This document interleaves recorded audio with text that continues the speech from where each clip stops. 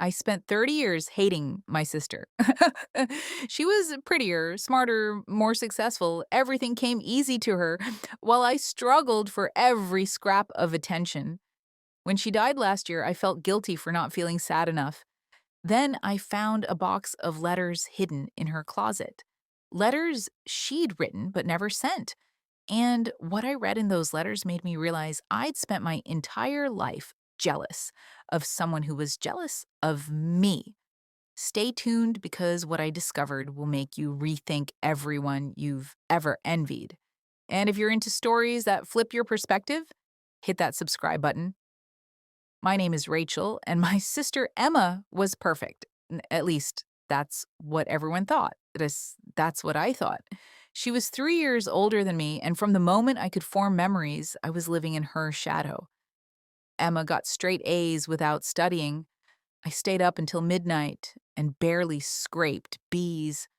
Emma was naturally thin and gorgeous. I fought my weight my entire life. Emma got into Yale. I went to community college. At family dinners, every conversation was about Emma. Did you hear Emma got promoted again? Emma's boyfriend is a doctor. Emma bought a house in the nice part of town. And me? I was the backup. The, oh, and Rachel's doing fine. I tried to be happy for her. I really did. But jealousy is a poison that seeps into everything. Every success she had felt like a reminder of everything I wasn't. We weren't close. How could we be? She was living this golden life and I was drowning in mediocrity. Then last year, Emma died. Car accident, sudden. She was only 35. And here's the terrible truth.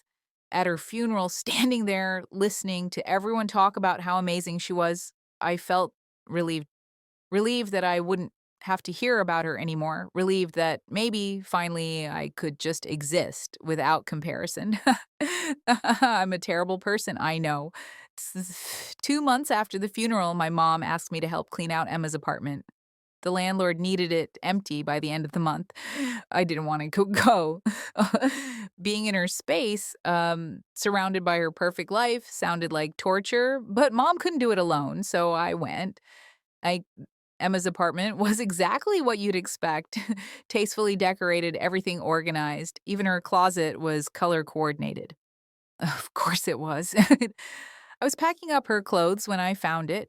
A shoebox on the top shelf, pushed way back behind some sweaters. Inside were letters, dozens of them, handwritten, sealed in envelopes with names on them. But they'd never been mailed. There was one addressed to our parents, one to her boyfriend, one to her best friend, and one addressed to me. My hands shook as I opened it. The letter was dated 3 months before she died. Dear Rachel, it started. I don't know if I'll ever have the courage to send this. And what I read next shattered everything I thought I knew. I've been jealous of you my entire life. I had to read that line 3 times before it made sense. Emma, jealous of me? She continued. You have no idea how exhausting it is to be perfect, Emma. Every A I got, every achievement, every compliment, it wasn't because things came easy. It was because I was terrified of failing. I stayed up until 2 a.m. studying while you slept because one B would have meant I wasn't good enough anymore. You gotta be human, Rachel. You got to make mistakes and people still loved you. But me, I had to be flawless.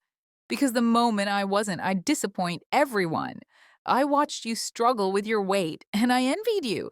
Not because I wanted to struggle, but because you were allowed to be imperfect. I was bulimic for 6 years and never told anyone because Emma doesn't have problems like that.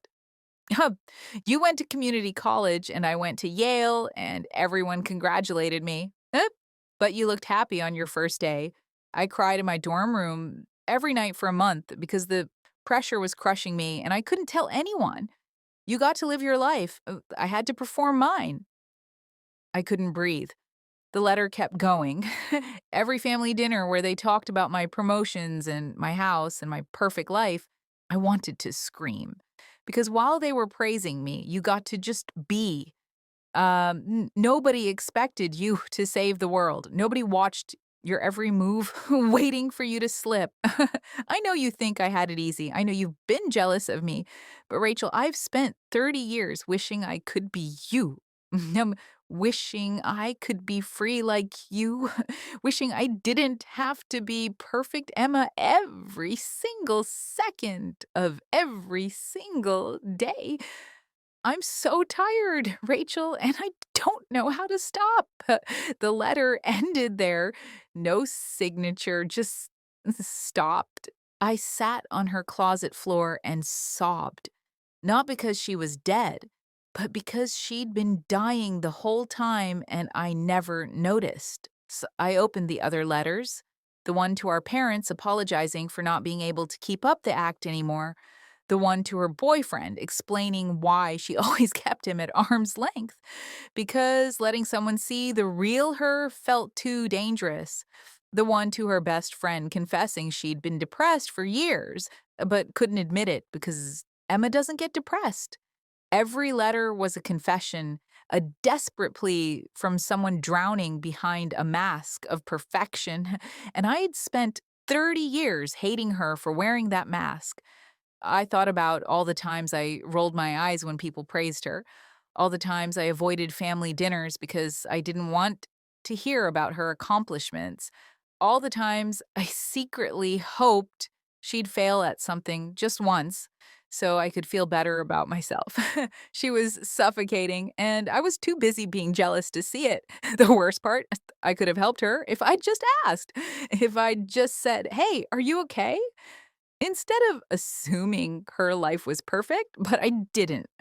Because her perfection was easier to resent than to question, I never sent those letters to the people they were addressed to. I don't know if Emma would have wanted that, but I read them over and over until I memorized every word. And I made a decision. I was going to stop comparing myself to people, stop assuming I knew what someone's life was like based on what they showed the world. Stop letting jealousy blind me to people's pain. Emma's life looked perfect, but perfect is just another word for too afraid to be real.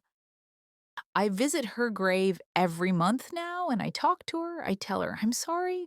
Sorry for not seeing her. Sorry for being jealous instead of being a sister. Sorry for letting her die alone inside that perfect image everyone wanted her to be.